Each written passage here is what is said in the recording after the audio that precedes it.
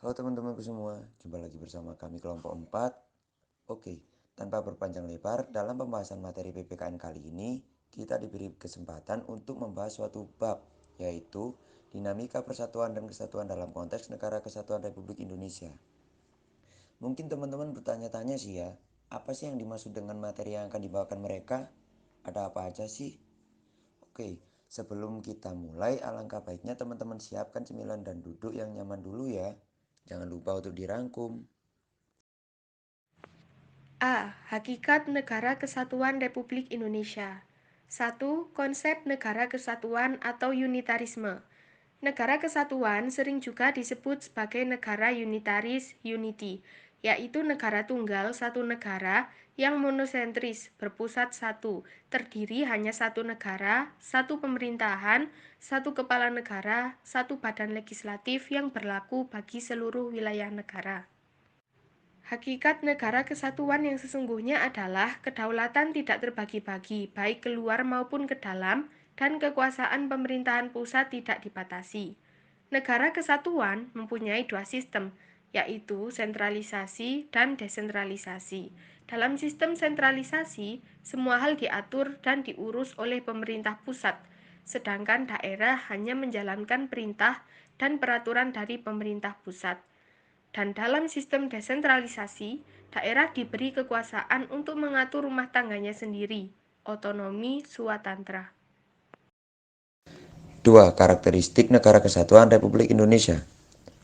Apa sih yang dimaksud dengan karakteristik Negara Kesatuan Republik Indonesia?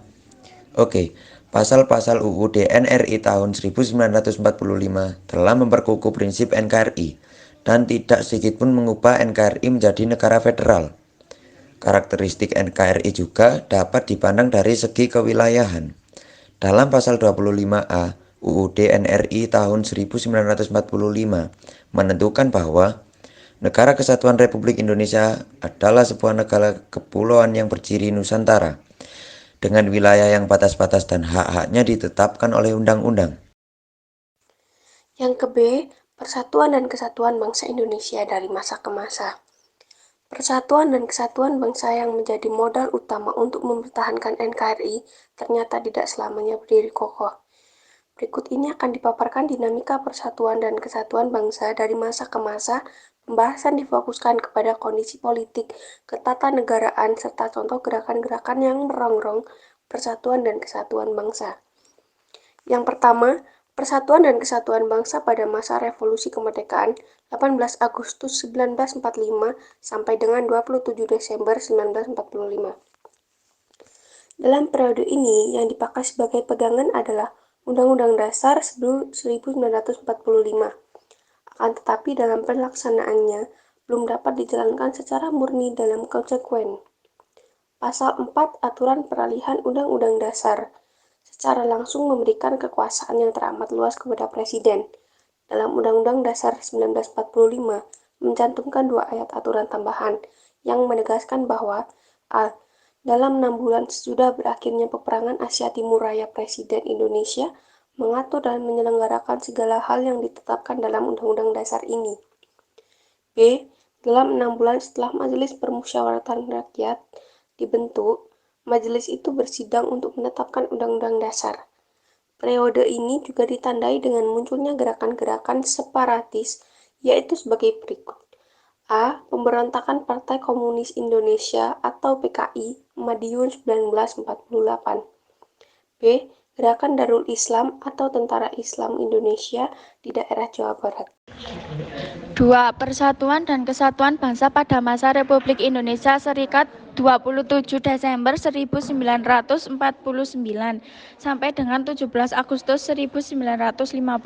Sistem pemerintahan yang dianut pada periode ini adalah sistem parlementer kabinet semu atau kuasi parlementer dengan karakteristik sebagai berikut. Pada masa Republik Indonesia Serikat terdapat gerakan separatis yang terjadi di beberapa wilayah diantaranya yaitu 1. Gerakan Angkatan Perang Ratu Adil, 2. Pemberontakan Andi Aziz di Makassar, 3. Gerakan Republik Maluku Selatan. Dan yang ketiga adalah Persatuan dan Kesatuan Bangsa pada masa demokrasi liberal 17 Agustus 1950 sampai dengan 5 Juli 1959. Pada periode ini, Indonesia menggunakan Undang-Undang Sementara Republik Indonesia tahun 1950. Sistem pemerintahan yang dianut adalah sistem parlementer dengan menggunakan kabinet parlementer yang dipimpin oleh seorang Perdana Menteri. Pada periode ini terjadi beberapa gerakan separatis di daerah, diantaranya ada dua. Yang pertama adalah DI atau TII yang biasa disebut dengan Gerakan Darul Islam atau Tentara Islam Indonesia. Gerakan ini terdapat di 3 daerah. Yang pertama di Sulawesi Selatan dipimpin Kahar Muskar, yang kedua di Aceh yang dipimpin oleh Daud Beuru, dan yang ketiga di Kalimantan Selatan dipimpin oleh Ibnu Hajar.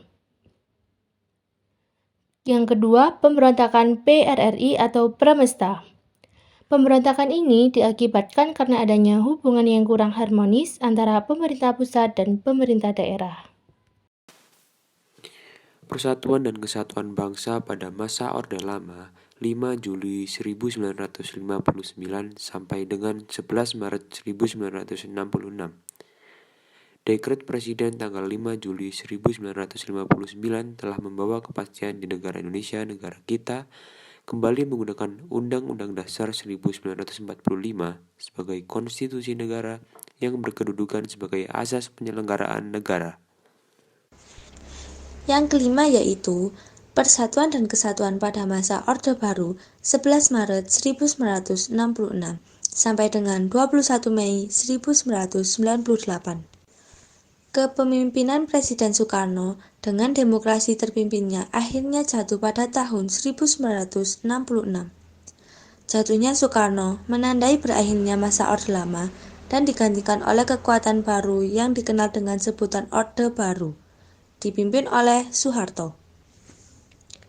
Ia muncul sebagai pemimpin Orde Baru yang siap untuk membangun kembali pemerintahan yang berdasarkan Pancasila dan Undang-Undang Dasar 1945 secara murni dan konsekuen.